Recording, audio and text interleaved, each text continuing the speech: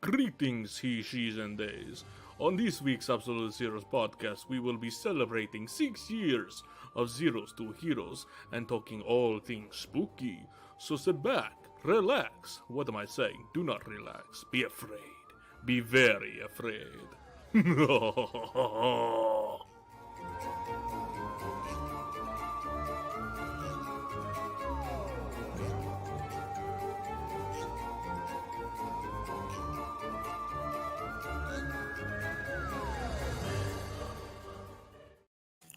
Hello, everybody. Hello, welcome back. Welcome back to Absolute Zeros podcast. I am Josh. With me tonight, we have the one and only JC Vibrant cosplaying.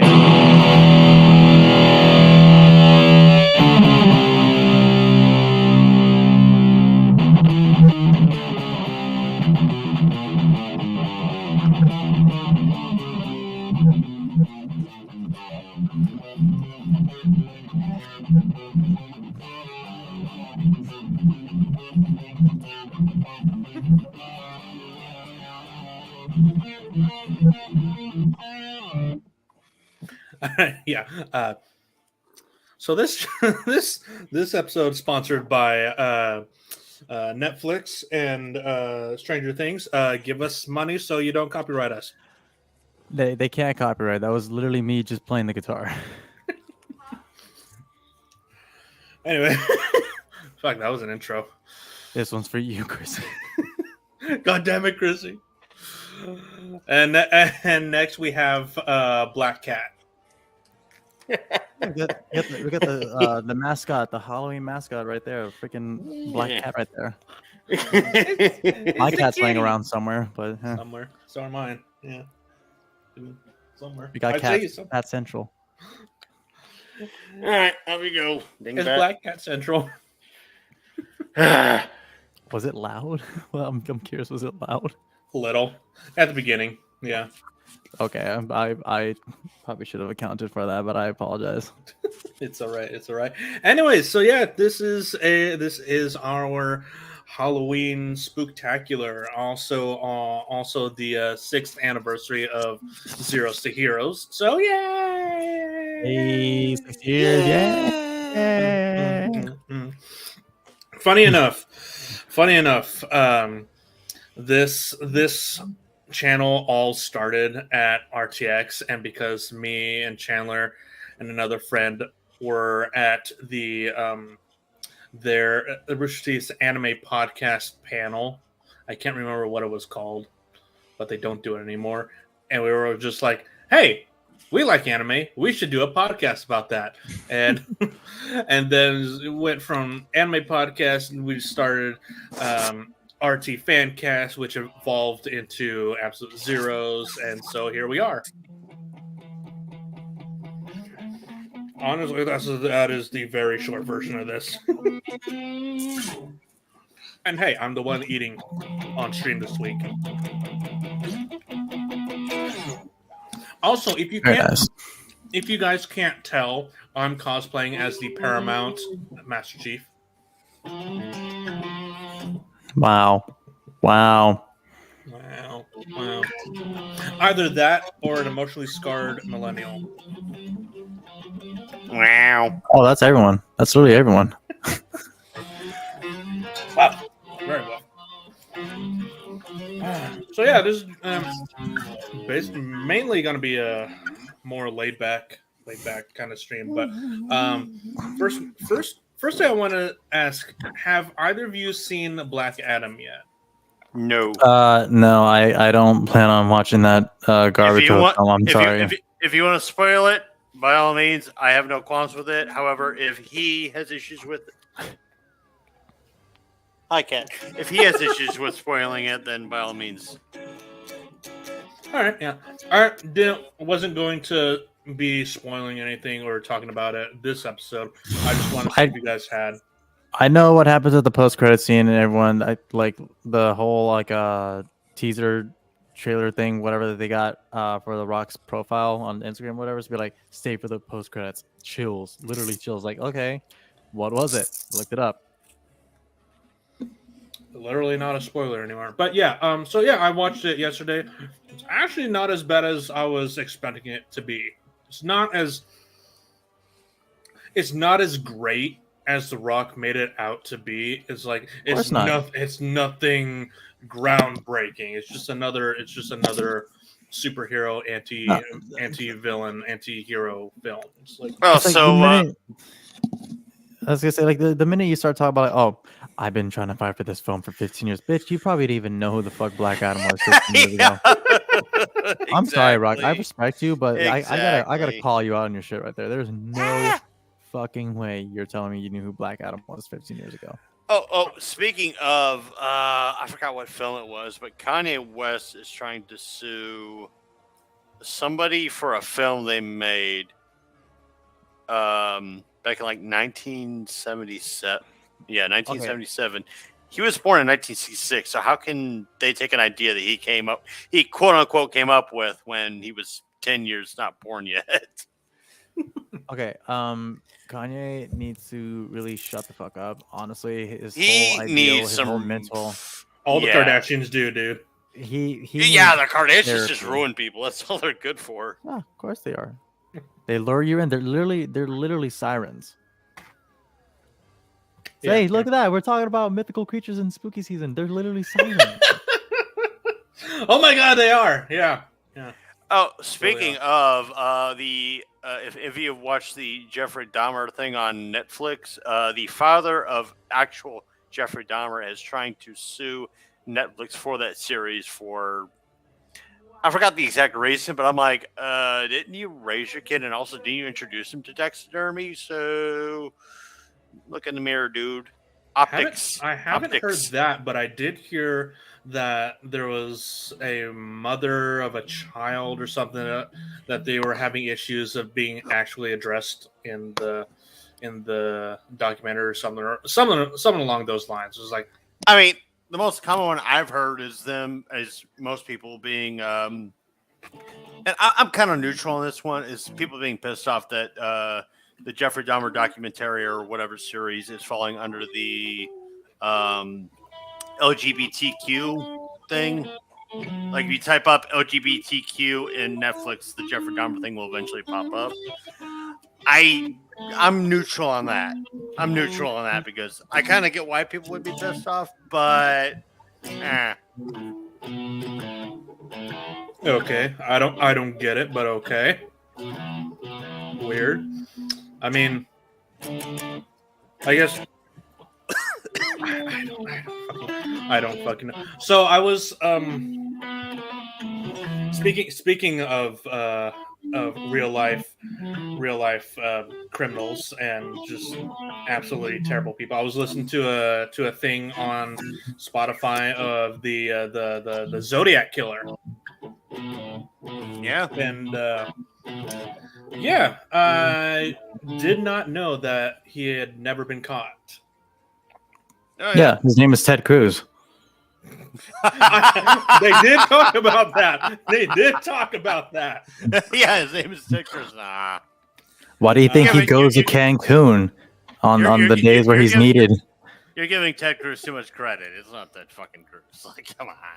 You never know. He's literally let people die on his watch before. So I don't know. Just thought it was funny. Funny that the glove that has seal on it is when I silence my mouth. I'm like, oh shit, I hope we can recover from that. all I'm saying is, have you ever seen the Zodiac killer and Ted Cruz in the same room?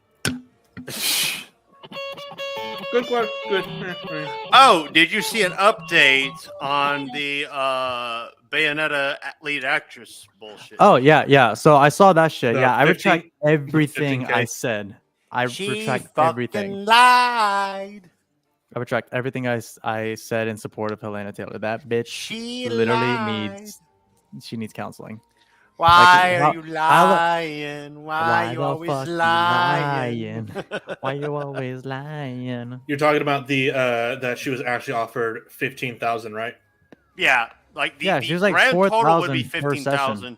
But yeah, it was like 4,000 per session. So she misconstrued the ever-living fuck out of the facts and whatnot. Yeah. No, And she didn't- Jennifer she didn't Hale misconstrue it. released a statement about the whole fucking thing. She's like, I'm under NDA, so I can't disclose what I'm being paid or all that other shit. Which, hey, cool. I She respect didn't that. misconstrue it. She didn't misconstrue it. She literally just twisted the narrative. To Yeah, her she did. own narrative. But I So it's want to like- give I want to give points to Jennifer Hale for like being such a goddamn professional and being a 'Cause she's respectful classy woman. as fuck, dude. She Like, is, she's yeah, Amanda. like, yeah. She's And Amanda. for fucking, what's her name? The Helena Taylor, or whatever the fuck her name is, like, for her to kind of throw Jennifer Hale under the bus a little bit like that, like, not directly, mind you, but kind of like throwing shade at her to a indirect degree. I'm like, why are you doing this shit when you're fucking clear as fucking day lying to everybody? And it makes sense why she said, I just want to put this behind me and move on. It's like, yeah, because you realize that people are going to start digging into this and they're going to realize, oh, you were fucking full of shit. Like That, like okay. that being said, if any major studio only offered $4,000 for the entire production of a multi-million-dollar game, that's still shitty. I mean, yeah, I don't think- I wouldn't be surprised if some industries are doing that, like as Mm-hmm. of today, without them or getting the limelight on them. But even still, it's just like, yeah, you lied about this shit, but you did open up the fact that the industry still underpays their actors. I mean, let's not forget that underlying fact. But you're still a piece of shit for lying. Two problems with that, though, is that she misrepresented, lied about the entire situation, so therefore it's gonna make like other actresses and actors that come forward with this kind of similar ordeal, they're gonna be looked at with more scrutiny. Like they're gonna be scrutinized more deeply because they're like, well, we heard this one say this, but they fucking lied. So now we got to dig deep into this person, and if they lie, then there's going to be even more scrutiny. And so, what Helena Taylor has done is just made Paint it a bad worse light for everybody. Yeah, I mean, nobody wins in the situation that she's painted. Which I don't know if either of you know about the Amara situation with her husband and what she streamed. All right, so TLDR, she has an abusive husband. She was streaming him, rage calling her on live stream. Yeah. Apparently, she's gotten the proper legal counsel. So she's in the middle of a divorce. She's hopefully getting the help that she needs to deal with all that other bullshit. But anyways, I digress. The hell is that noise? What? I riffing? heard music. Yeah. Oh, that was me. Sorry. Oh, okay. Anyways, I digress. Yeah, but no. I don't know. I don't keep up with Twitch drama or anything like that. I mean, I don't necessarily either. It's just because people that I follow on like YouTube, like Moist Critical and Review Tech USA, like they covered it. They covered it, and I picked up wind on it. And I'm like, okay, let's see what the big deal is. I looked at it. I'm like, yeah, no, I don't think Amaranth's lying because she has nothing gained from this. But anyways, I digress from that. The point that I'm trying to make here is that Helena Taylor has made it more difficult for voice actors and actresses to come forward because people are going to look at this shit with more scrutiny when they come forward whenever they're offered. I mean, it's the same thing. Like it's like the Johnny Depp and Amber Heard trial all over again. Like, you say one side of the story. Well, I mean, okay, on this. Except this one, I don't care about. I mean, like this result. I mean, like the comparison between the two is like, hey, this person said all these things for this amount of time, and then all of a sudden they got receipts thrown at them saying that they're fucking lying, and therefore they have actually ruined for other people who have gone through this shit. Here's where Helena Taylor fucked up in this whole fucking thing. On top of the fact, I mean, besides the fact that she fucking just straight up lied to everybody, is that she was like, "I want to move on," and blah blah. It's like, well, no, you unshoveled this. You put it to everybody's fucking attention. You put it at the forefront. People are gonna talk about it. They're gonna dig into it. They're gonna fucking ask questions and talk to people. And oh, look at that, you lied. Oh, whoopsie, fucked up there, didn't you, you bitch? Yeah. No. Yeah, I have zero sympathy for her at this point. Like, I'm not a big fan of fucking make block everybody on Twitter or whatever the hell his name is. Like, I don't agree with that. Yeah, or some shit. Yeah, him. I don't agree with that. I think that's fucking stupid and petty and childish as fuck. But at the same time, At least he's honest with his bullshit. He's telling you how he's going to handle things.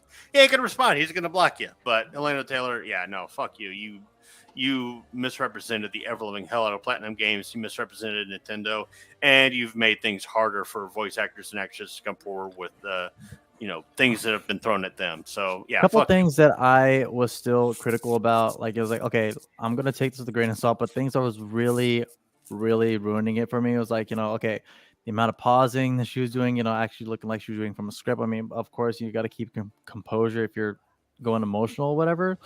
Then she brings in the whole like, and now I'm going to relay a fact from like the Bible, from my Lord and Savior Jesus Christ. Like, okay, here we go. It's like, okay, when you start bringing in religion to make comparisons to what your situation is, like, okay, we get it, but why? You lost me there. And then, just naming the main head honcho by name. Like, okay, you are literally asking to have a target on your back now. Oh, yeah. Oh, and then on top of that, she wanted 6 figures for her role that is like that's literally her one big ass role that she's ever gotten on her resume. Like her resume on IMDb speaks for itself. She hasn't really done anything too big. And then I get it, this is your 3rd game, and I kind of would be asking a little bit, for a little more money, a little, 3rd game, whatever. But to go as far as to be like, hey, I want 6 figures, like, bitch, know your worth. Okay, I would be like, okay, if I was Hideki, I'd be like, okay, here's where I'll draw the line. I will give you more money, but I'm not giving you 6 figures. Because here's the thing, like, I get it. You helped us bring life to Bayonetta 2. We're grateful for that. You did a wonderful job in the anime as well, and you did wonderful doing whatever additions you did for Super Smash Brothers. But for Bayonetta 3, okay, we are not at that level to discuss even 6 figures. If we're doing like a whole ass movie or whatever, maybe I'll give you like 120. I mean, even 15 grand for one game, that's nothing to snooze at. Like that's almost how much I make in a year with my current job. I mean, that's relatively half of what I make in a year.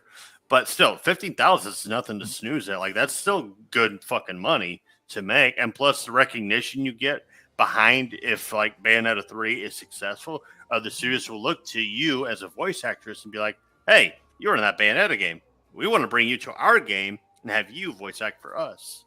Like if you're looking at someone like Charles Martinet, Tara Strong, Tom Kenny, Todd Havercorn, or freaking Yuri Lowenthal or anything like that, Laura Bailey, for God's sakes, Matthew Mercer, the whole class of Critical Role. Steve Bloom, motherfucking Steve Bloom. And I'm sorry, Helena Taylor, if you ever expect to get a voice acting job again, you should bury those right here and now, because you are never being hired by anybody after this shit. Yeah, like bringing in those other names, like bringing in names like that to a game like that. Okay, yeah, they have like credentials, they have experience, they have a list of jobs or acting roles that they have done that like qualifies them to even get 6 figures. Mm-hmm.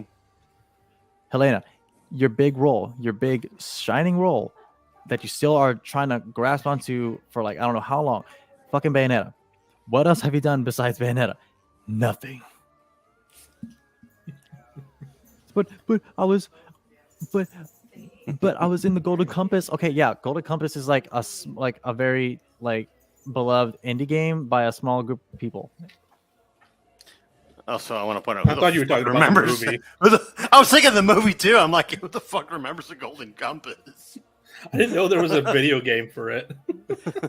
It's either a video game or it's a movie. I'm pretty sure it's a movie. I know there's a movie. The video game. I'm like, they made a game out of it. I know there's the movie, and I think it was. Yeah. Actually, I think it was HBO. Was it HBO who did the? No, it was a it was a 3D. It was a 3D animation movie. I think it was Disney, either Disney or DreamWorks that did the Golden Compass. Yeah, it's either Disney or DreamWorks. I can't remember which. The live-action Golden Compass. I thought it was a 3D film. Yeah. She plays Serafina in the video game Golden Compass. Huh. In 2007. All right. Well, there's a video game I didn't know existed, so Yeah, me either. Oh, see, there you go. That just goes to show, like, who the fuck. Anyway, speaking of video games, you guys see the announcement of Silent Hill 2? Yeah. Yes. Dude. And let's talk about that in relation to an Halloween. Let's asterisk talk about to that. I have an asterisk to that though. Also, Resident Okay. Evil 4. Resident Evil 4. Oh yeah, I saw the gameplay. Also, fuck them for killing the dog or the wolf or whatever. Fuck them for that. That's a gaming sense right there. But anyways, no. What I don't get, and don't get me wrong, like Silent Hill 2. I haven't played much of Silent Hill 2. Now I think about it, but I know it's a good game. People have told me it's really good. It's one of the better Silent Hills. The only ones I played is Silent Hill 1 and Silent Hill 3.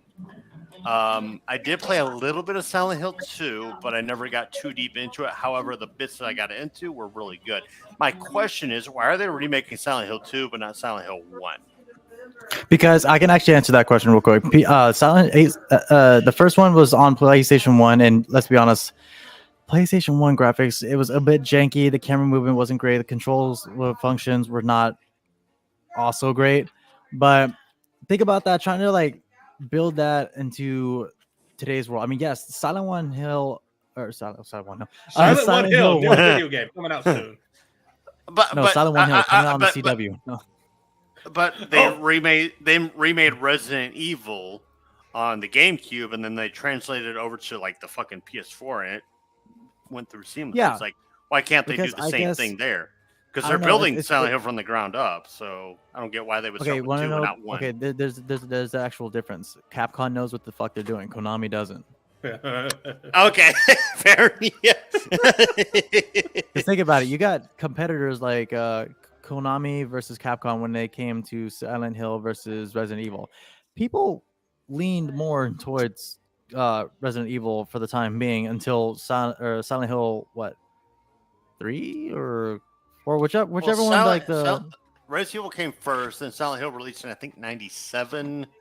Yeah, they were trying to take on Capcom for that shit. Yeah, and they failed because Resident Evil 2, masterpiece. Then Resident Evil 3 came out. And I don't think Silent Hill 2 came out until the PS2 was a thing. So Resident Evil had 3 games in the ballpark before they even made Silent Hill 2. I think Silent Hill 2 really helped them put them on the map because Pyramid Head. It was the only reason why. Yeah. Pyramid Head is a beloved like murdering character in the horror video game franchise, alongside Isaac Clarke, the Necromorphs, fucking what's her name from the that one not Rage. It's you play as like a soldier, whatever, that has PTSD, and all they see is like a demonic girl that looks like the chick from The Ring. Fuck, that sounds familiar. Fear? No. Fear. There you go. Fear. It was Fear. Well, Fear, you're a male every time.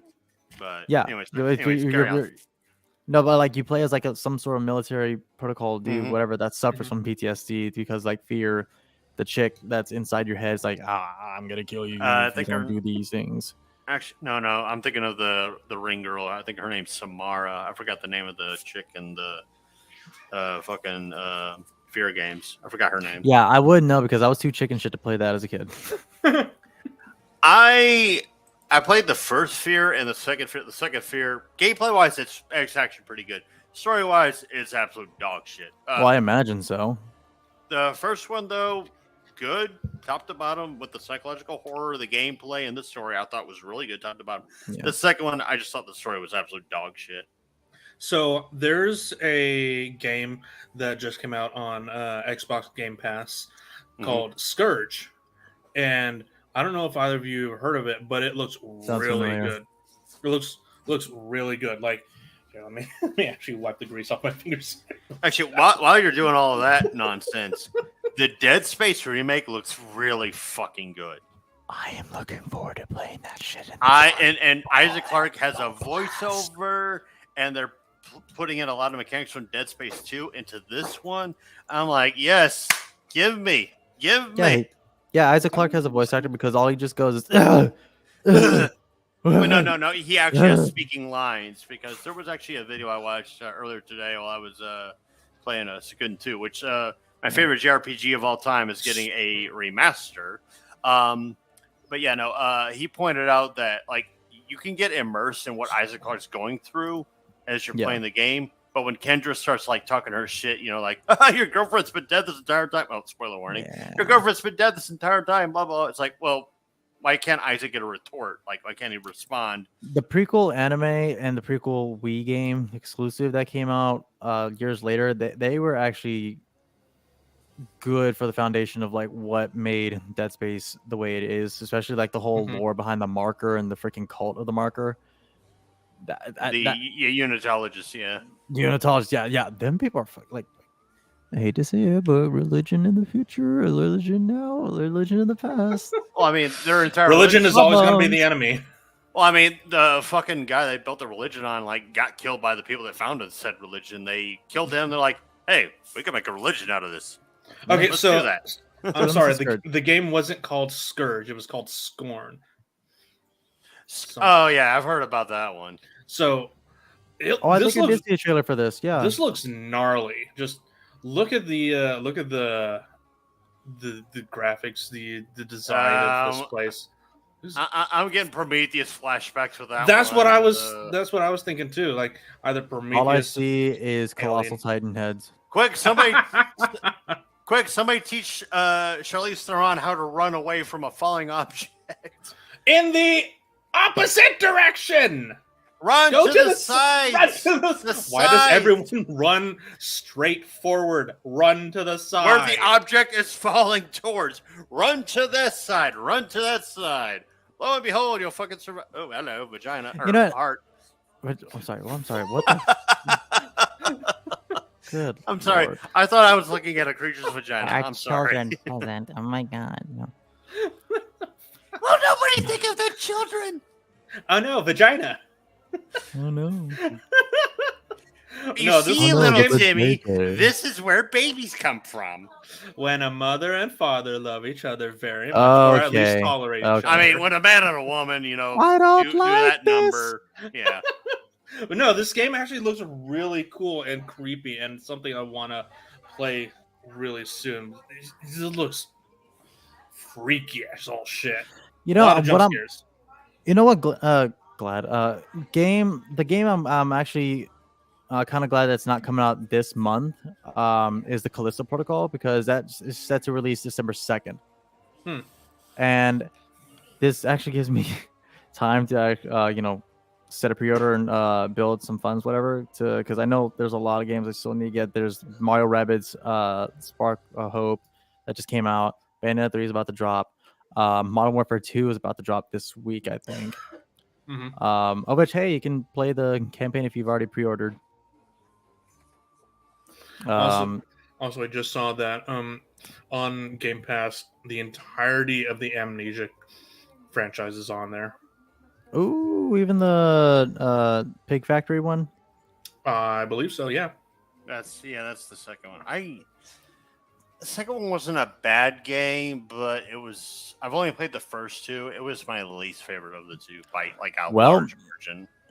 Well, I'll be on the lookout for any of my go-to Amnesia YouTubers then, because it's the reason why I got into watching YouTubers in the first place, because Amnesia and Happy Wheels. Happy Wheels. Markiplier and Jacksepticeye will for sure be playing it then. Oh, yeah, absolutely. PewDiePie, I don't know if he's ever going to do anything. I don't think so. Honestly, I'm not a big fan of person to person. I think PewDiePie's a decent guy, and I do think he occasionally makes funny jokes. But his content, I'm like, not my cup of tea. Not mine either. He basically just goes, fuck it, I don't care. I'm just gonna post what I want on YouTube, which I can respect, because YouTube burned him, Disney burned him. I mean, parts of his community burned him. Yeah, he doesn't care anymore. Yeah. He's already attained 100 million followers on YouTube. So, like, what else is there for him to do? He's got the Ruby YouTube badge trophy thing, whatever. So it's like, okay. Yeah, I do like Markiplier. Markiplier is fucking funny. Yeah, Mark is a godsend. And now he's got now he's gonna be making an OnlyFans page. Pretty soon. I saw that. Don't go subscribe. Best believe I'm gonna get them photos, baby. Want that booty cheek pics. Mm. Mwah! Well, it's all going to charity. Mwah! It's all going to charity Yes. too. Yeah, it is. I don't know. So we're getting Resident Evil 4 remade. Are we getting 5 and 6? 5, 6, and 7? I'm actually gonna advocate for this. 5, I can actually see getting a proper remake. 6, I don't know, because it still holds up to this day. I think 6 is gonna be looked at as like, yeah, let's pretend that shit didn't happen because you know, 6 wasn't like that game. When I first played 6, it was like the first Resident Evil title in a while that I've played since Resident Evil 2, I think on the PlayStation 1. Mhm. I didn't bother playing 3, 4, 5, or 6, or I played 6. I meant 3, 4, or 5. Only because I was in high school. I didn't really have a job at the time. I could have gotten a job in high school, but that's a whole other story. But anyways, I didn't necessarily have time or the funds to play it myself. Stop playing with your face, man. Just reminds me of the Joker face. Mwah! Playing with your face, Joker. No, Let's put a but smile on that face. I guess my smile on that real face. question is: once they get up to either 6 or 7, are they going to remake 8 too? No, look, by the time we get up to 6, 7, and 8, we're going to be looking at each other like this. Like, we're going to be looking at the game how we're looking at it like this. It's going to be real life, and we're going to be looking at the new Resident Evil 17 engine on the PlayStation 10. Hey, do you guys remember when they remade Resident Evil 8? Yeah, I remember it too. Oh, yeah, they're making Resident Evil 17.5876. It's going to be great. And by the time they get Mommy to 8, Demetress is back. I was gonna say, by the time they get to 8, they're gonna actually have like the whole Ready Player One thing where you can immerse yourself and you actually feel, and you'd be like, bro, you're gonna be able to. I mean, they already got Lady Beach. the VR version of it, And it's guest starring the boulder that Chris punched in Resident Evil 5. Don't you mean the Pebble? Semantics. I could ruin it right now by like a simple sentence. Lady D will be voiced by Chris Pratt. Fucking hell! No. That being said, we still don't know too much about what he sounds like. So in the Mario movie. actually That being managed to said, watch fuck no. I did manage to watch the trailer for the Mario movie or whatever, where Chris Pratt voiced Mario, and I actually have to agree with like the people that are a little upset about that. I'm like, wow. We only got like 2 seconds. Why Literally Chris only Pratt? got 2 seconds. Why Chris Pratt? Like, why you do it the way that you did it? Like that. I mean, the Bowser bullshit that they had at the very beginning, I thought was fantastic. But when I Fucking heard love Chris Pratt as Mario, I was like, huh? Why? Huh? Yeah. That's why I'm lot of advocating that people. we don't judge until we get like a full trailer, because we only got like 2 or 3 seconds and it wasn't very much. It was just like, wow, oh no, here we come. And it wasn't even that good of an accent yet. Yeah. What is this place? Exactly. We barely got anything. That's why I'm saying don't judge until we get the Mushroom full trailer. Kingdom, here we come. Mamma mia, I got the boner. Oh my god. Where are my ass cheeks? Where are my fat if ass? they get Charles Martinet, like if they can get Charles Martinet to come back, just be Mario, just Mario only. He doesn't have to voice any other character. That'll be fine. He is in the movie. He is in the movie, but we don't know what his role is. So, did either of you see the stuff that Caden had said back in the day when No, she I don't care. used to be a he? Okay, we're not talking about that. Cool. All right. We're done with that. Oh, they Okay, they used racial slurs when they were like 19, when they were Yeah, stupid teenagers. yeah, that thing. Yeah, that stuff. Remember when we were all stupid teenagers and we said really dumb shit? Yeah. Yeah, me too. Doesn't matter Anyway, anymore. sorry, I didn't mean to bring down the mood. I Nah, don't you're know. fine. I didn't know if either of you had heard that crap. No, I was actually part of that crowd. Like you know the gif where it's like they got the guy from Hangover, Mr. Chow, Mhm. the Asian guy. Fucking, I'm an international criminal. gay. I was part of that Yeah, crowd yeah. that would be like, ha, that gay. I was too. I would say it as a joking man. I didn't really mean anything by it. I wouldn't say like, mean, oh man, that's gay. I and- wouldn't say and- that. I'd be like, okay. I would just say and I that's mean- stupid. And I mean, to keep this like topic at least interpersonal and away from the Rooster Teeth bullshit is like it wasn't until I want to say about 2008 that I kind of understood like people that were gay and whatnot. On my dad's side, they're largely conservative, mildly racist, but I forgive them for that. But yeah, like my mom's side for the most part, pretty open to anybody. Granted, Michael's lost his fucking mind, but I won't get into that. That's a whole nother topic for another Yeah, day. it's understandable. Yeah. But yeah, it wasn't until I actually met a kid that was a grade below me who was gay and he was bullied because of it that I actually was like, it's not right for him to be mistreated. Like, so what if he's attracted to other guys his age? Like, what the fuck does that fucking matter?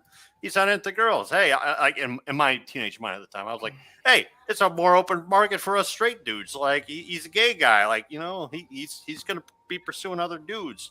Like us straight guys over here, we're gonna be pursuing the chicks. Hey, we got one less dude to worry about. Hey, let's go to camp. Let's go to camp, boys. But no, as I matured, of course, I was just like, you know what? He was trying to figure shit out within his own mind and like his psychology, his hormones, or whatever the fuck you want to call it. Like he was just built differently, for lack of a better term.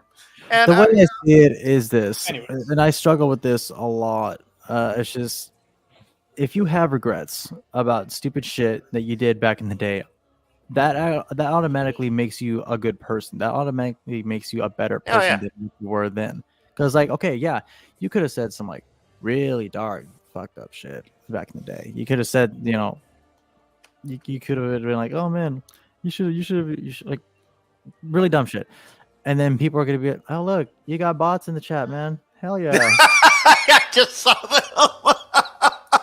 Free Vert Girls chat. Oh my god. Hi, everybody. Want to go talk to the free vegans?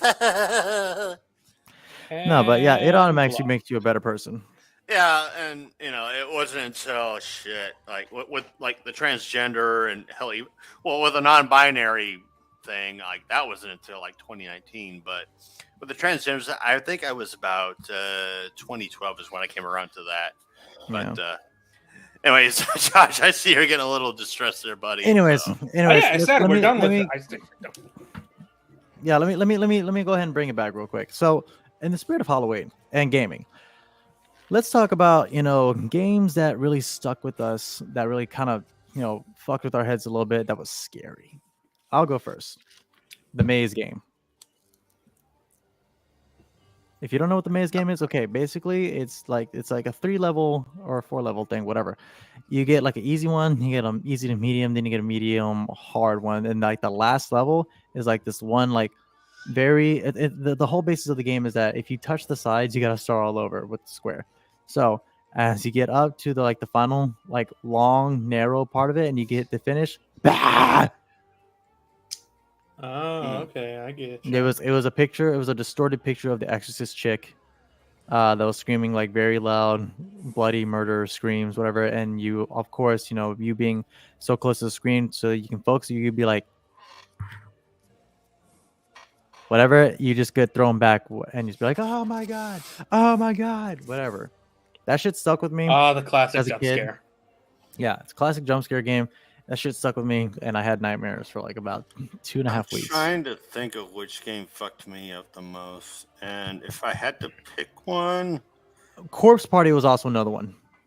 that one's fucked. I was that thinking one really messed me up in the head a little bit. I was thinking of the first Dead Space, but that one, like, I played Resident Evil and Silent Hill by that point, so it didn't really screw with me as much as it should have. I mean, if it had some sort of impact on you, I mean, Dead Space counts. The psychological horror aspect of it definitely fucked with me. Oh yeah, but just the gratuitous like monsters, the Cronenbergs or whatever. I was like, oh, whatever. I've seen this shit before. It's whatever. Yeah. Now, when they jump through a fucking like vent or whatever and like pop out in front of you, like blah or whatever, I'm like, holy shit! Bang, bang, bang.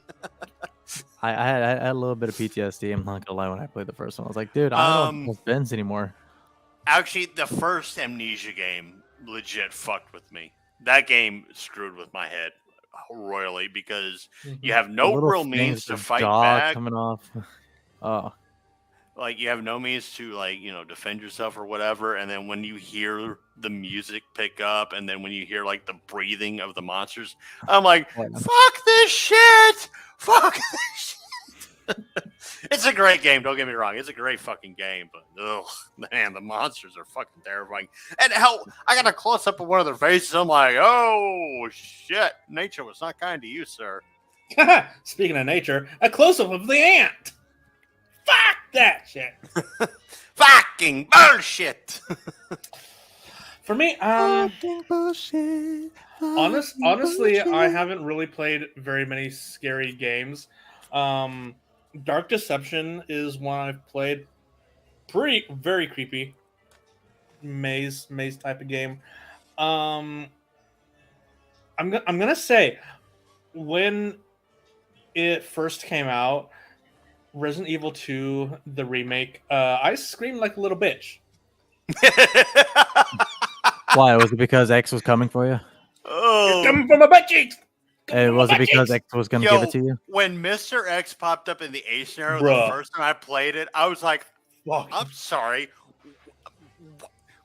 Mind you, I've never played a Resident Evil game up to that point, so I had no idea what was going on. Who Mr. X was. Holy shit, this dude is big. He's coming for me. Run, bitch! X gonna give it to you. What? No, so in the original Resident Evil 2, Mr. X only pops up in the B scenario, aka the second run through. When he popped up in the first scenario, when I was first playing the Resident Evil 2 remake, I legit shat my pants, like paused my game, and like I had to take a minute to process what the fuck just happened in front of me. You can actually look at my YouTube channel and see me like freeze for a second, like, hang on, what? He's here. That guy, the dude, he's here. He's moving the helicopter. He's doing the thing. He's flexing on me. Run! Get to a safe zone. I think my exact words when I was playing as Claire was like, "Run, you crazy bitch! Get the fuck out of there, because this fucker gonna give it to you." No, it's like as soon as you hear the following. Hold on.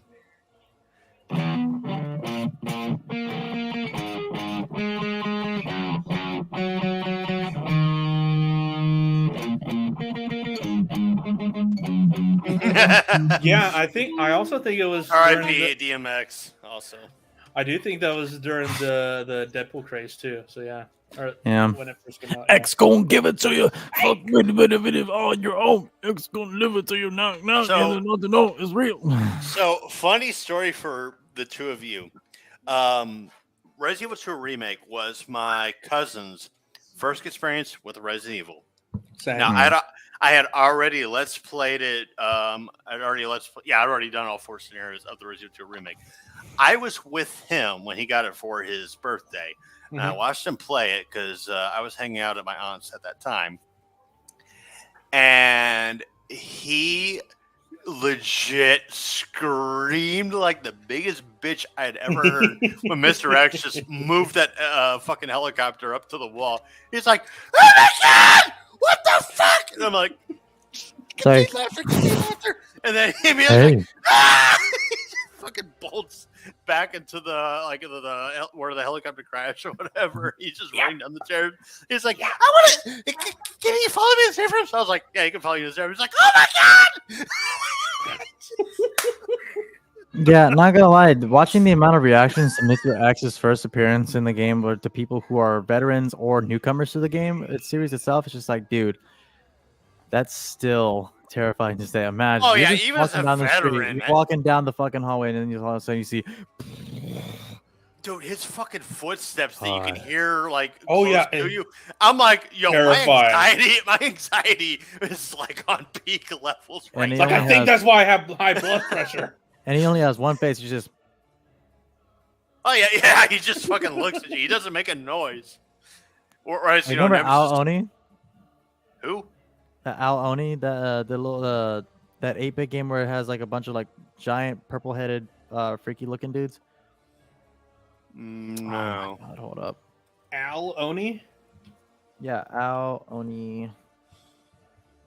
Here, I'll share my screen real quick.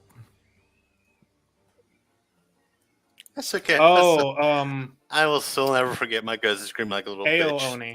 That was so funny. Ale Oni, yeah, that. Ale these guys. Oni. Oh, Why does God. that sound familiar now? What the fuck is this? Here.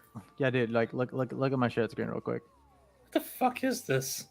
Oh yeah, no, I have fucking friend of mine did a stream Yeah. of that game. Literally this thing, the creepiest. Like Yeah. the lore behind it is creepy as hell, and the little cutscenes right here, this one right here, where it just be like he gets up to the gate, and starts shake it. Hey, it's purple guy. Oh my god. Well, I call them scary ass Tinky Winky. That's what I call them. Scary ass Tinky Winky. Oh my god. Beautiful. No, and there's a gym bro in there too. You don't wanna know what's really scary? The fucking Teletubbies have children. I mean, the son's a baby, so. They have the Teletubbies have kids. Oh god, those things reproduce. Gross. I don't even want to know. I just saw. I don't either. No. No, so funny enough, I was in college. I was like, let's see, I went 2014. No, it was 20. Was it 2013, 14, 13? Fuck. Okay, yeah. What is math? So I want to say I was like 19 or 20, give or take. I want to say 19. And the Five Nights at Freddy's just came out. Like it come out a month or two ago. Wait, what year? And what year? What year did you say this was? I think 2013 or 14. It was like 2014, 2015, around that time. Yeah, so around 2014, give or take. Yeah, that's the year around the year I started watching Markiplier. So yeah, that makes sense. Yeah. Funny, I was at college in the anime club, and some of my friends like, hey, have you heard of Markiplier? Have you heard of Five Nights at Freddy's? No? Here, sit down, watch his first video. I watched the first part of his Five Nights Let's Play and just fucking freaked out. So many jump scares. And yeah, fucking yeah. One way to be introduced to Markiplier. It's all downhill from there. Oh no, it's fuck, that is a creepy ass game. Ao Oni. Fucking hell. You get this off my screen. Yeah, yeah. I remember watching a friend of mine stream that back 2-3 years ago. Like, yeah, that game was fucking weird as hell. I mean, yeah, that face is engraved in my memory. Bitch, how you doing?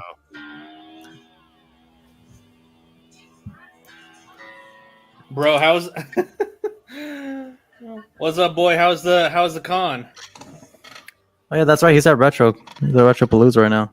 Yeah, he met this one's for Big Chef.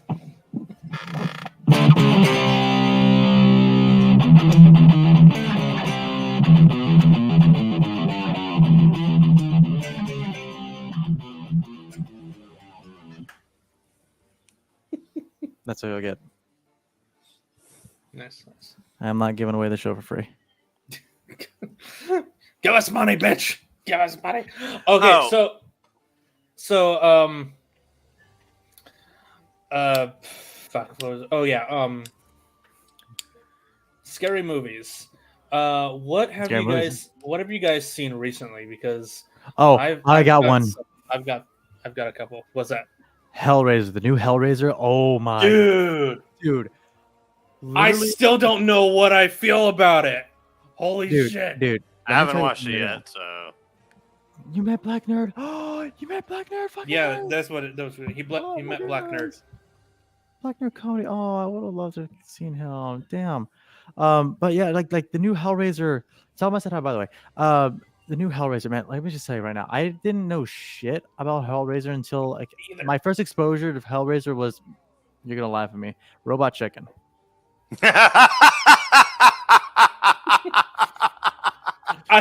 It was the specific episode where they did a parody of Girls Gone Wild meets Cenobites Hellraiser. And I was like, "Hey, look, it's the Pinhead looking dude, the little fucking nails in his head. That's cool." I mean, I'm sure Family Guy was someone's first exposure to Star Wars. Jesus Christ.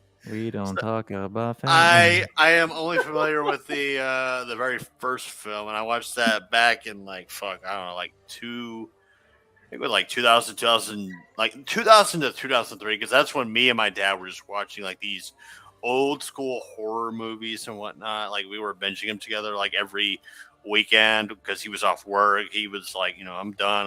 Want to watch a stupid movie? I'm like, yeah, Dad, let's watch a stupid movie. And he's like, all right, let's put on this one. It's Hellraiser. I have no idea what it's about. And he watched it. Boy, and I'm like, wow, that guy got torn to shreds. Yeah. This is actually my very first foray into the Hellraiser franchise. So yeah, this Hellraiser really takes it up a notch from the originals and just dials it up to 15. Oh, I can imagine, especially with all the technology we have now compared to then. What I love about it is that they stay from what my coworker told me. He said this actually stays true to what the original novelization was, and the fact that their clothes, spoiler, their clothes are made from their own skin. Mm-hmm. Yeah. Deformed, warped, everything about it. It's dude. Also, I heard that originally in the original movie they wanted Pinhead to be the androgynous female that they are in this movie, but because of the time and because of acting laws and whatnot, they couldn't do that. So Pinhead was a male. So this one is apparently more true to the original source. Funny story about that. There were people that are quote unquote fans of the original that got pissed off that they made the new Hellraiser an androgynous individual. I'm like, you fucking clowns. You don't understand. People just get pissed off and they don't understand why they're pissed off. I keep saying Pinhead. Pinhead is still terrifying in this. I mean, Pinhead's a fucking demon. What does their gender matter? It's a demon. It's a fucking demon. They missed the point. Hellraiser Pinhead was always part of the LGBT community. Really? Always part. It was. They always had them. They always had them as part of their team. And it's why are you making a big deal out of it? You should be happy a little bit that you get this questionable looking thing that is trying to kill people for their own satisfaction because their whole race their whole race lives off of that shit. Here's my other point is that this is a evil, demented individual who thinks they have jurisdiction over deciding who goes to heaven or who goes to hell. And you're pissed off that huh? I hate to break it to you, but I don't think they actually do jurisdiction who goes to heaven and hell. They are literally the epitome of hey, you may think of us as gods, but really we are here to just eternally torture you. Okay, well, TLDR. Yeah, you're good. The point I'm trying to make is that this is an evil entity. What the fuck does their gender identity matter? They're androgynous, a guy, a gal, something in between, a little bit of both, maybe the best of both worlds. Who fucking cares? It's a fucking monster. Who cares? I just want to be scared. I want to be terrified. I want to feel for the characters I'm watching deal with this fucking abomination of existence. I don't give a fuck what gender identity it pursues, which, from what I'm understanding from the remake, the remake, that's not even a point that they contend. That's Pinhead is really just an evil entity. Pinhead's just an evil entity. That's all there is to it. Costume designing, though, props to the freaking makeup department. Yes. Honestly, I have seen the trailers. Yeah, the costume. If it is on the if it is to the trailers, what it is into the actual movie, yeah, costume design, fucking on point. That was great shit. If you got a Hulu or you can bum off of someone's Hulu, please watch Hellraiser. It's fucking amazing, and especially the very ending. You're gonna be like, dude, That is trippy, and I don't know what the fuck I'm watching really anymore. But is. this is Really great. You're making me want to watch it. So dude, consider me watch it. sold. I honestly might have to watch it a second or even third time because I still don't know how I feel about the movie. It is one of the trippiest, one of the most grotesque things that I've ever seen, and it is beautiful. All I'm gonna say is that whoever they got to or the human character element. Let me just say this: there was one kill in particular that should not have happened because it's like, hello, you saw the object firsthand. You literally literally did that to yourself on purpose, picking it up. Oh yeah. There's Exactly. one kill in particular. That character was Like, you're the reason why completely everything like this useless. is happening. That was a completely useless death, and yeah, that should not have happened whatsoever. So, but I will also say this as a a closing argument, but like a kind of like a footnote. If you are a shipment dealer, whatever, and you're moving questionable artifacts belonging to a rich asshole, don't try to fuck with it. Don't try to steal anything like that. Don't try to steal anything like ancient looking that looks like it's a puzzle. If it looks like an ancient puzzle, it's probably best not to touch it or fuck with it because who knows what the hell you're dealing with. Reason. Put Jumanji back in its case. Literally. So a little bit of actually, this should either make you both cringe or make you both laugh, or maybe both. I don't know. All right. The only movie in terms of like horror factor that legit gave me like chills and whatnot was the very first Paranormal Activity movie. I legit could not sleep for 2 days straight because of that movie. And here's why this happened. Because with the supernatural shit with like Freddy, Jason, Halloween or whatever, I can suspend my disbelief of like, okay, it's a supernatural entity. They have superhuman strength. They have paranormal powers, blah, blah, blah, whatever. They're, doing this shit. And it's like, I can realistically expect like there's no actual person that can do the things that they're doing. With Paranormal Activity, it was an entity invading these people's their home, their livelihood. And it wasn't haunting the home. It was haunting a particular person.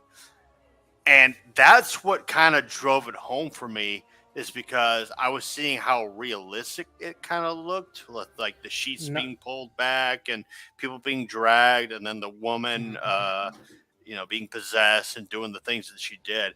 And it rang in my head. I'm like, I wonder if that could actually fucking happen, because this shit looks realistic as hell.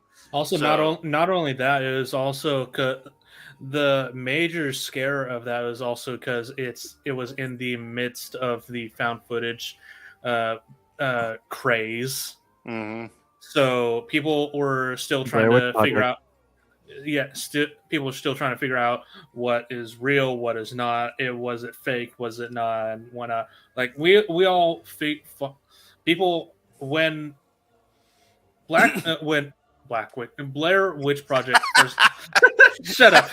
You're good. What are words? When Blair Witch Project first came out, they had a whole ass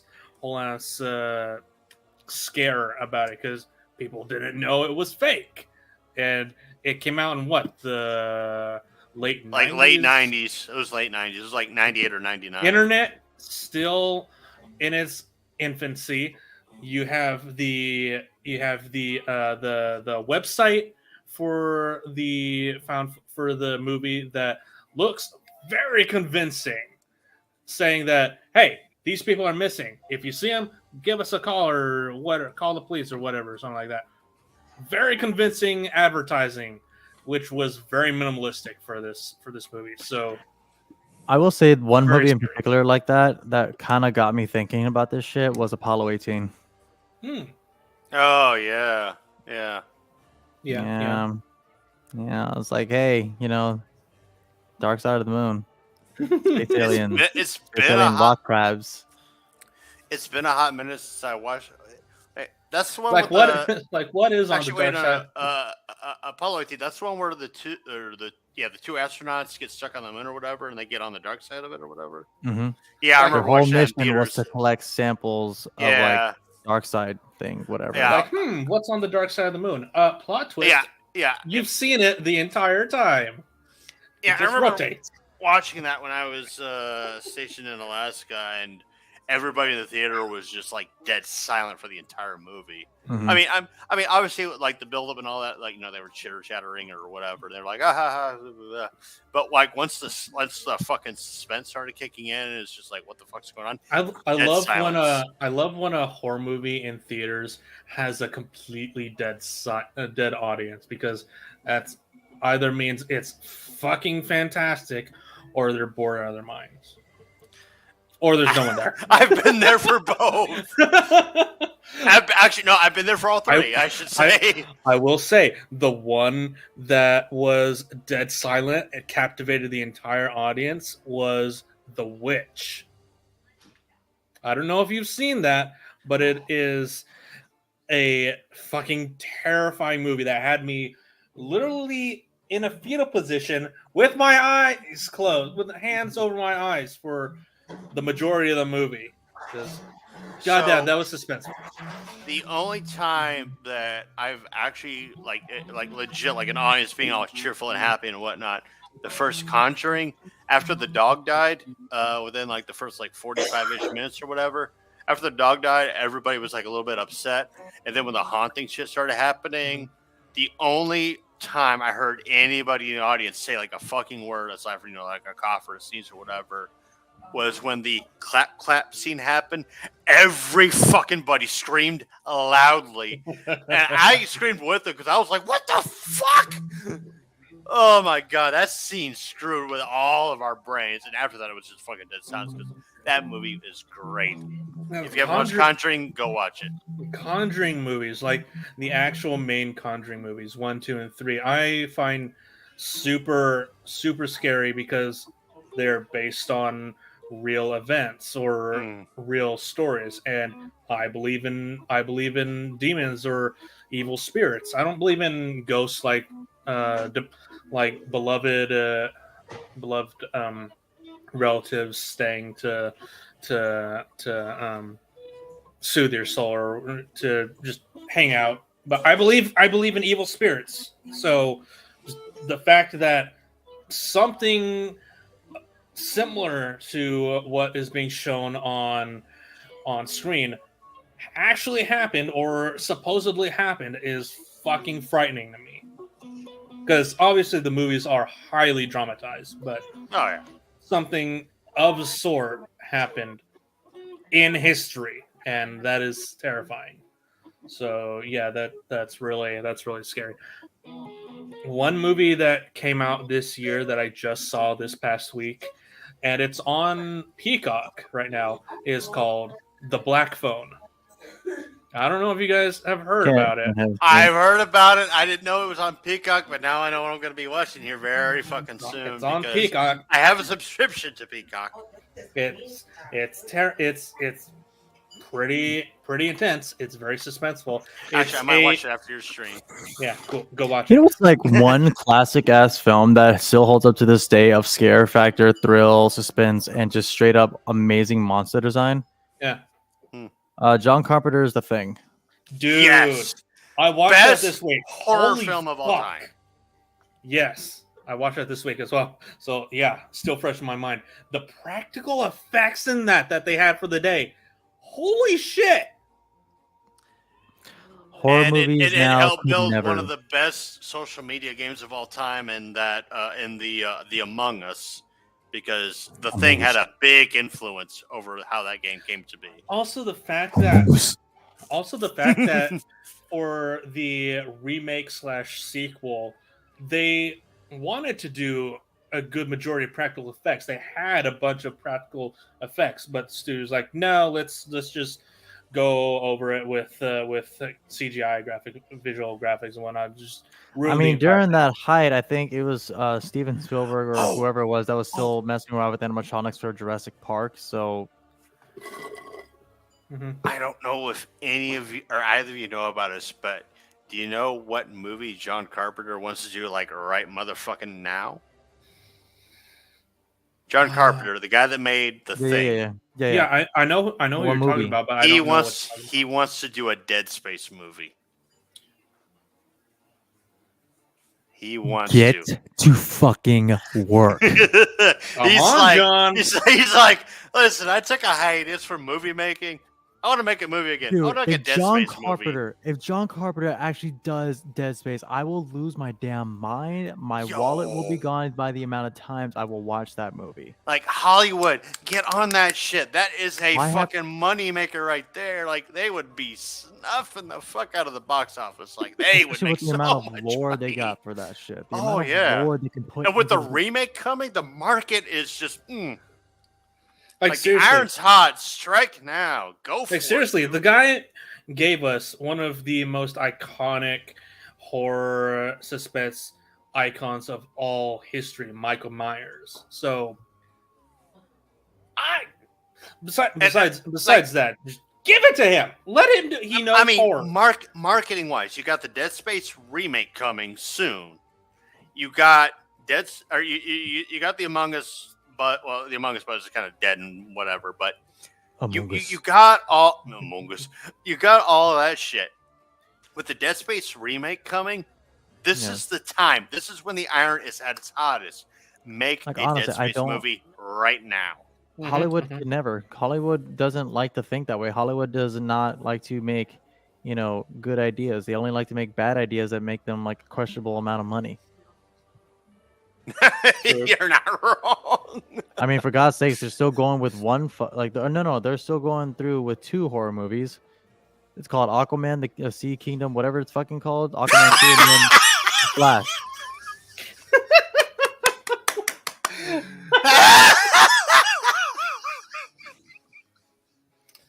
You broke Ryan.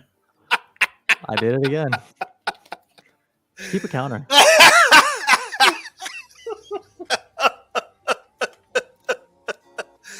I mean, just think about how much they went to bat for Amber Turd and fucking bitch ass Ezra Miller. Fuck it. Dude, all I know is that opening day, those movies are gonna fucking bomb. I don't even know if they're still coming out this year. No, they're coming out. Well, I think Aquaman is. No, they moved Aquaman. I think and they moved Flash. Aquaman. I think they moved it. Yeah. I think they need to reshoot some scenes with Era or whatever her fucking name is, just to replace Yeah. Amber Heard. They should get the chick from Game of Thrones, so like Emilia Clarke. Oh, to Emilia play- Clarke, yeah, just get her in. Call it a In day. that case, Fuck. I like think about it. Like if you replace Amber Heard with Emilia Clarke, reshoot the scenes. It doesn't even have to be in front of the actor. Just shoot it on fucking green screen. You know how many fucking green screens you can do just by adding like dude, forget it. Like just do that. And then we know call it a that day. Jason Momoa and Emilia Clarke have natural chemistry because, spoiler warning, they had scenes in Game of Thrones. I mean, They are familiar with each other. Zack more ways than one. Zack Snyder literally.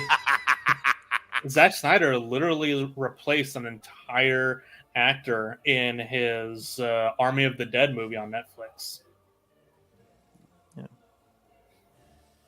Pretty much. So I mean, it can be done. It can be done. It can be done. Fuck! There was something I was gonna talk about. God damn it! While you're trying to think. Oh about yeah, that- that's right. That's right. Oh, okay. Okay. I got it. Oh, go ahead. Thinking of Halloween. I don't know why the correlation goes to the monsters, but Halloween, Rob Zombie, the monsters. You remember that Rob Zombie is making Rob Zombie's coming out with a monsters movie, right? Unfortunately. It's already come out. Yeah. Okay. I saw it in Target. It was like, wait, it already came out? Thought it was gonna be streaming. Straight to DVD. Straight to Blu-ray. Straight to Blu-ray. Straight to DVD. Remember when they did that shit for VHSs for Disney films? Like, hey, these sequels are not coming on theaters. I just mean, going the only straight to decent VHS. film I can think of. Oh, sorry, I didn't mean to interrupt you. You're good. Yeah, the only decent film I can think of that Rob Zombie came up with was The Devil's Rejects, and even that was like it was okay. I actually enjoyed his Halloween movie. The first one. The first one was, right, but the second one, Oh, hey, I could do the Pennywise smile. Shit, I didn't realize that. Bruh. The It movies, the newer It movies. Yes, fucking FBI, I fantastic. would like to make a report. Amazing. Like, goddamn, I need to watch the new It movie, the new It movies again. You do. They're really good, and it's another project that stays true to its source, except for one particular scene that is very, very controversial in the book. But Stephen King also like addressed like, hey, I'm not proud of that scene. It was like a thing I wanted to try. I didn't like it after He was came very out. high at the time. He was very high. That's the only reason he had. Teenagers having sex. I mean, I would have liked to see the Celestial Turtle, but I mean, hey, it was whatever. I would like to see the Celestial Turtle. I would very much like to see Get that. a bit more of a cinematic universe going for Stephen King. So, I mean, there's actually something I want to reach to both of you after we go off stream. It's just it's an idea that I had, but because of certain shenanigans, I don't know if I want to commit to it. But I want to hear your opinions on what I have written here. It should be a quick read for me. yeah, just do it after stream then. Yeah. Thinking of Stephen King, Dr. Sleep. Have either of you watched that yet? I've only watched like clips of it. I haven't fully watched it completely, only because I've never watched The Shining. Sue me, I've never watched The Shining. Scary ass movie. Very disturbing. Yeah, it's a really disturbing movie. Like Jack Nicholson did really perfect fucking role. good. Yeah. And Let's Jack Nicholson. it was like, okay, sorry, I'm stuttering and blubbering everywhere. What are words? Yeah, what are words? I like Kubrick as a filmmaker, but I hate the everlasting fuck of what he did to what's her face, the Winona lead Ryder. actress. Yeah, or no, not Winona Ryder, the lead actress in The Shining. Sorry, I thought that was Winona Ryder. No, like he made her do so many retakes, and just the way he treated her was despicable. Like I respect him as Shelley Duvall. Yeah, there you go. Yeah, her. Like I respect him as a filmmaker, but what he did to that woman was disgusting. I legit fucking hate him for that. But I still respect his credibility as a good filmmaker. He is a good filmmaker. Don't get me wrong. But the way he treated her, I fucking hate that shit. Yeah, that was terrible, and probably, unfortunately, one of the reasons we got such a great performance from her. Yeah, it's a bittersweet pill to swallow because it's a great performance, but when you read the context behind that performance, it's like, Yeah, it just says a lot about how you perform as a director. If you can't make your actors work the way you want them to within a short amount of takes, but you do like some really bogus amount just to get what you want, says a lot about you. Yeah. I mean, I won't say he's a great person or not, but I will say he's a great film director. He definitely has good vision, but the way he treated her, just that leaves a bitter taste in my mouth. So anyway, when everybody says like, yeah, he was a great filmmaker, I'm like, asterisk, he treated this chick like shit. Also, in the name of best Halloween movies or best spooky movies, I get we do also have to include Scooby-Doo on Zombie Island and Scooby-Doo and the Witch's Ghost. Yes. Where the Hex Girls? I don't want to ruin the song. Bro, the Hex Girls were like... Hex Girls were fucking teenage crush. Holy shit. Everyone's teenage crush who watched Scooby-Doo. Hell yeah. Like... Especially the vocalist. Oh. Yes, absolutely. Her, the black hair girl with the red highlights. Yes. Yeah, like her, Shigo, Raven, and what's her name? Sam from Danny Phantom. Oh. Oh yeah. Yeah. Oh yeah. And they wonder why we think goth chicks are hot. Of course. Like two of the best Scooby-Doo movies that have ever come out. Honestly, not including the James Gunn movie or the live action movies. I was gonna say, did you know that James Gunn made the live action? I know this is what I said. Not including the 2 live action movies. The only 2 live action movies that have come out. Oh, there was a. There are no other live action movies. There's a fucking. I forgot the context of it, but it was in relation. Oh no, yeah, it was in relation to Bella being a lesbian in the new like animated Scooby Doo movie. It's like which by the way I saw and it's fucking terrible. I didn't care to watch it, but there was a thing I saw that was just it fucking made me bust out laughing so goddamn hard. It's like next thing you know they're gonna say Scrappy Doo was there at the January 6th riots.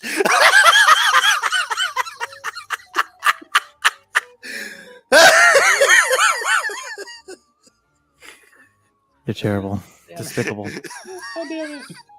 Scrappy Doo is like the most hateable character in Scooby Doo. I'm sorry. That's why that shit made me laugh.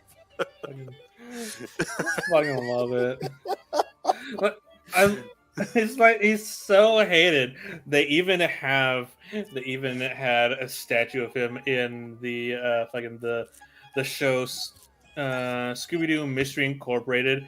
Velma's family has like a ghoul emporium of all their previous captures, and Scrappy Doo is literally in this museum. and they show him and they talk about him. Fred's like, "Don't, Daphne. We don't talk about him. We don't speak about him." I was gonna say, even the live action movie, as shitty as it was, recognizes Scrappy Doo as a piece of shit. They made him the main villain of the fucking movie.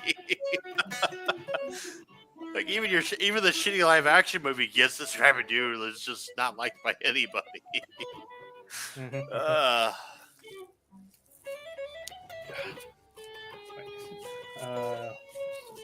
Okay, yeah, they're still going.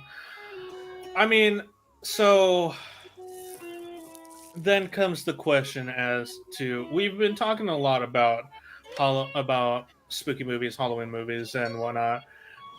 Some of our favorites. So the question does have to come into question: what are some spooky movies that you don't like, that didn't vibe well with you?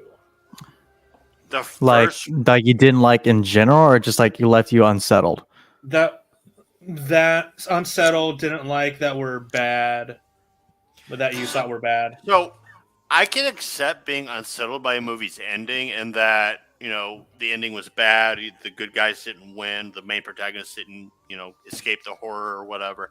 I can respect and appreciate that.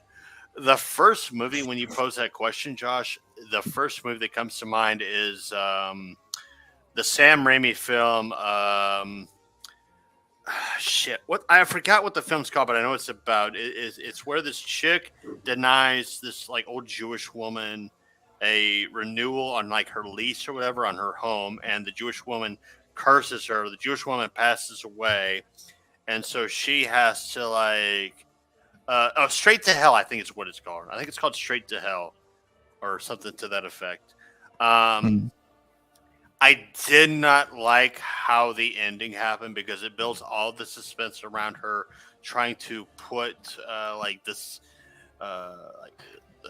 Drag Me to Hell. Drag Me to Hell. There you go. Yeah, the one with Justin Long in it? Yeah. Drag Me to Hell. I hated the fuck out of that ending because they made this big struggle of her trying to get this like memento or whatever into this dead woman's grave. She does the thing, and she just so happens to fuck up whatever she was trying to put in the grave in the first place, and then she just gets sucked into hell. And I'm like, well, that was fucking stupid. And in fact, it made the fucking religious woman look like a complete another, you know, bitch, because like she was just doing her job.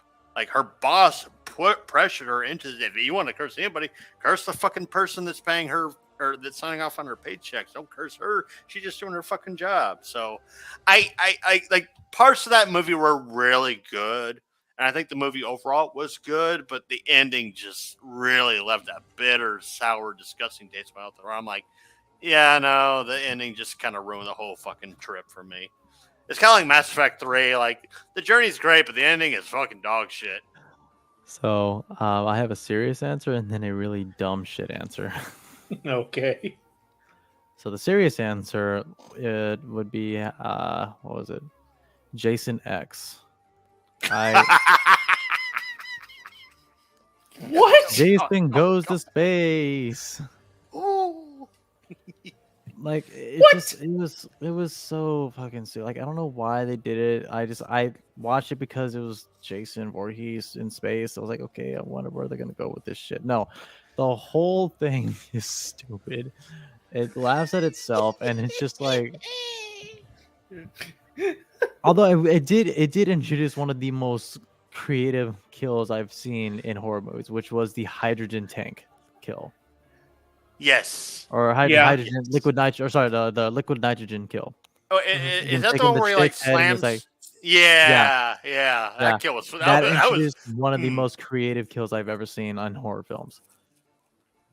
So I will Okay. give them props for that. How he looks as far as like the ending goes, just like a beefed up fucking cyborg looking version of Jason. It's just like, dude, I'm okay. Suddenly, I hear Brock Lesnar's theme song playing in the background. Literally Brock Lesnar. But so that was that one. I particularly didn't. I mean, it was okay the first time watching it, but then afterwards, it's like, okay, it's just something to play in the back. It's for white noise, whatever. If you're celebrating Halloween. But the most dumb shit answer I got for you, ready? The one horror movie I did not like at all was All right. the remake of Cats.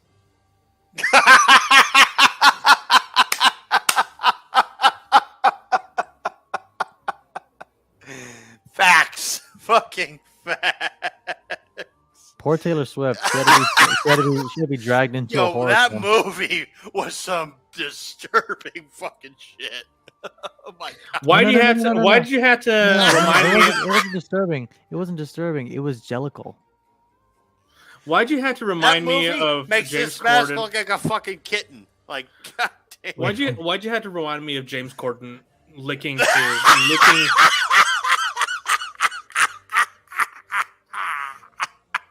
Why'd you have to remind me of Sir Ian McKellen, one of the greatest actors of our times, licking himself?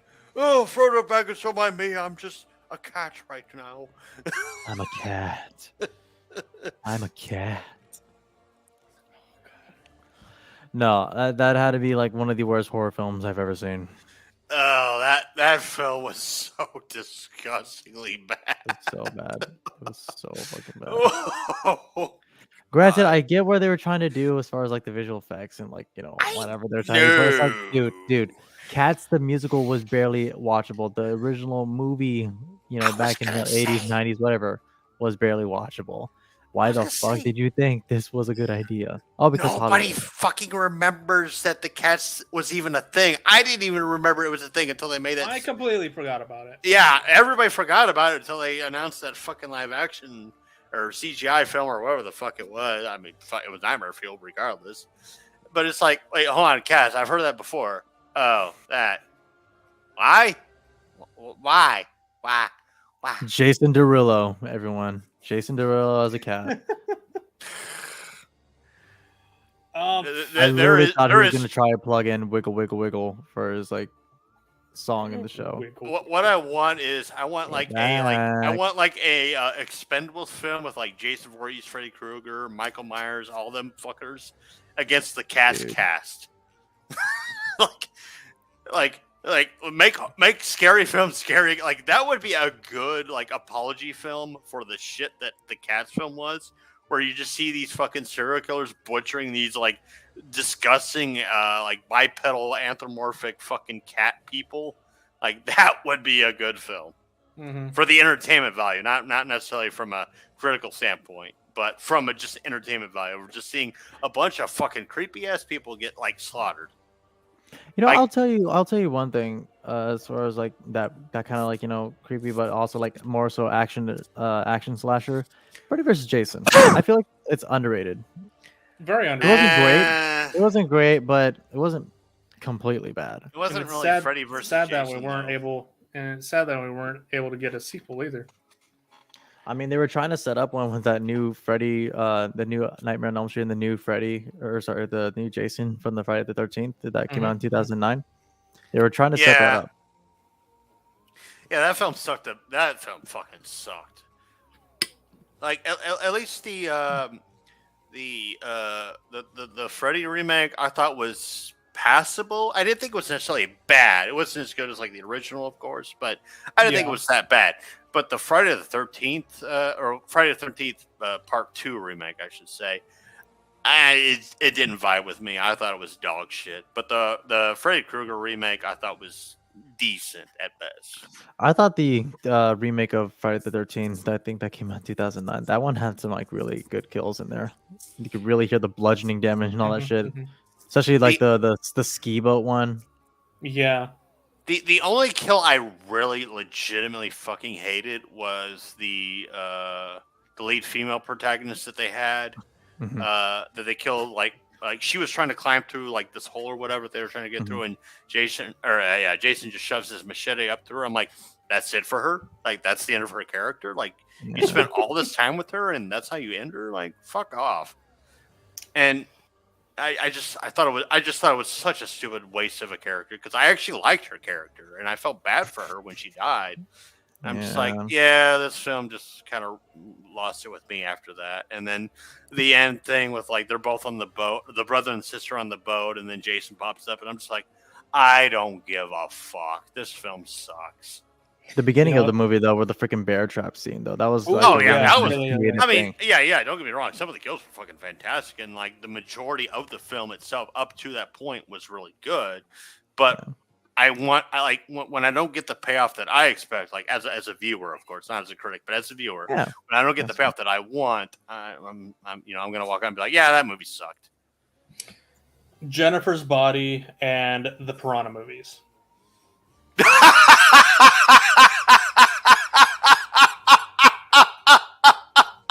Let me tell you something about Jennifer's Body. Okay, let me tell you something about the marketing behind that. Now I broke him.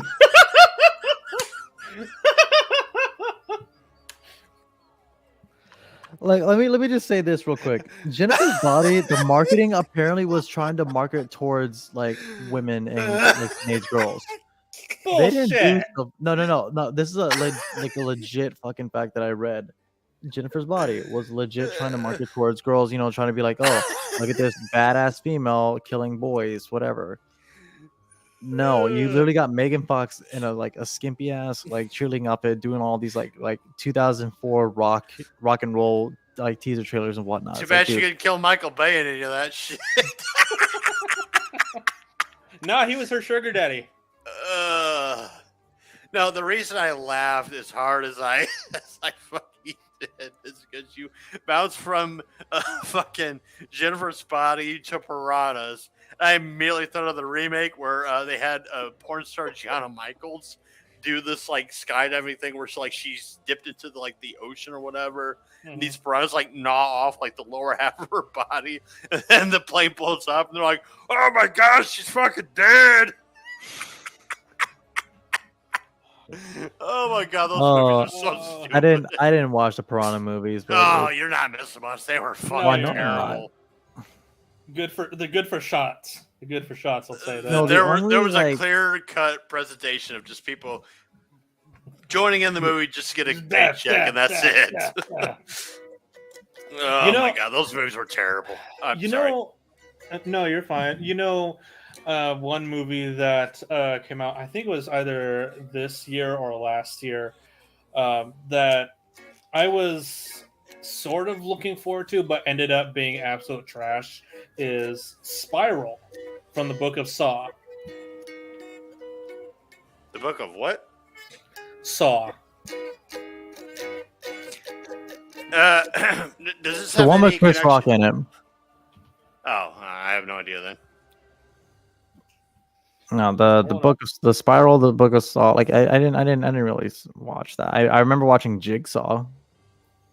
Yeah, I was thinking of the fucking Jigsaw movies, and I'm like, I gave up on fucking Saw after the fourth movie. The fourth movie was it for me. No, the movie, like the Saw series, ended with Saw 3D for me. The one with Chester Bennington in it. Rest in peace. Is that the third one? No. That was like the I think it was seventh one, I believe. No, this is the one I'm talking about. The Chris Rock one. So basically, it's set sometime after after the Saw movie, and it is so unsatisfying. Like the kills are okay, the mystery is boring, and Samuel Jackson dies in the end. Sam Jackson's in this? Yep. Must have been a rough month for him. Yeah. I mean, we all gotta pay bills. I ain't judging. Sam Jackson was Chris Rock's father in the movie. You know, it wouldn't be the first time that. It would not be the first time that Sam Jackson gets killed in a horror movie too early or by the very end. As soon as you said Samuel Jackson is Chris Rock's father, okay, you know what? I gotta watch this fucking movie. I gotta see that family dynamic. God, it's Listen, motherfucker, I already told you, eat your goddamn cereal, motherfucker. I mean, I watched the new Shaft movie when it came out. That was pretty funny. That was pretty funny. I have actually never seen a Shaq movie to save my life. So. Shaft. Oh shit. Yeah, Shaft. The one that stars Samuel L. Jackson. Yeah, I haven't watched any of those films. Yeah, that was pretty funny. But yeah, I don't know. Spiral was very unsatisfying for me. Speaking of unsatisfying endings, The Village. M. Night Shyamalan. Ooh, what a twist! What a twist! The Village. I mean, he kind of made up for it with that one with the grandparents got killed, and then the imposters babysitting the kids. It was one they came out with. It was like 2017. No, actually, the Visitor. I think it's called The Visitors. I think it's The Visitors. Yeah, that film was actually really fucking good. I will say one of my favorite horror movies by M. Night Shyamalan, and I will give him credit for this, is The Last Airbender. That shit was scary, bro. That was fucking terrifying. Remember when those 6 Earthbenders like did all the fucking jujitsus and the whatnots, and they lifted up that little tiny rock and just for propelled it? I was mortified and I was disturbed. I was disturbed coming out of there. Like I didn't watch it in theaters, but I was disturbed. Like watching that shit. Sad to say, I watched it in theaters. I unfortunately have to break the bad news that a fair few of friends of mine first exposure to the Avatar franchise was that movie. Oh no. Yeah. And then I told them, go watch the Nickelodeon series. 4 out of the 6 of them watched the Nickelodeon series and said, okay, yeah, the series is great. The other 2, either they didn't reach back to me about it and I forgot, or they just were like, whatever, the movie sucked. I don't give a shit. I'm going to go watch other things. But hey, 4 out of 6, I mean, that's but relatively like 70% success or 60% success. 2 out of 3, 2/3, whatever. I don't know. I can't do math right now. Yeah, give or take. I can't do the maths. So last week we talked a little bit about Halloween Ends and how studios need to revitalize, and just if they're trying to bring back classic characters, they need to learn to revitalize and do new things with the characters. And I just realized that that Chucky season 2 is coming out right now. So if you guys haven't seen the first season of Chucky, it's on Paramount, or not Paramount, it's on Peacock, and I don't have Peacock. It is a great series. It's a fantastic series, and it sticks with canon for the movies, like the classic movies. Nice. So if you guys want, I mean, I'll eventually find someone who has a Peacock account or a Paramount account, whatever, and be like, hey, can I bum off your shit so I can watch this specific show, or just do what I can. Thank you, Mom. Like literally, it was. actually 2 weekends ago. It's like I was started Yellowstone like 2 weeks ago, and then last weekend finished season 4. So yeah.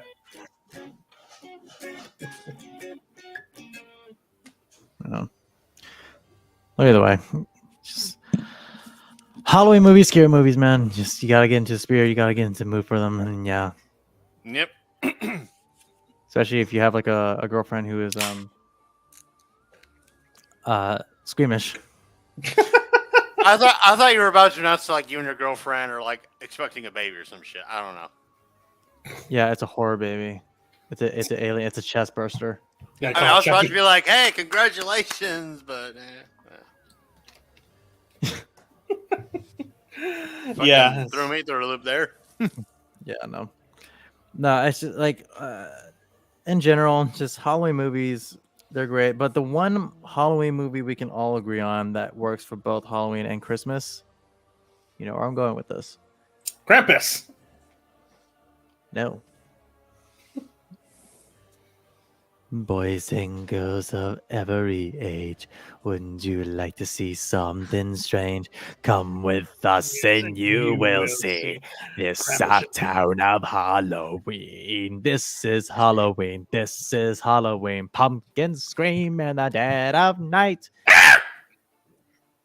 Never mind. Now, this is Halloween. Everybody make us scream. Trick or treat to the neighbors. Come and die afraid. It's our town. Everybody screams in the town of Halloween. Yeah, dude. Nightmare Before Christmas is literally like the best fucking horror or the best Halloween / Christmas movie you could ever watch on both seasons.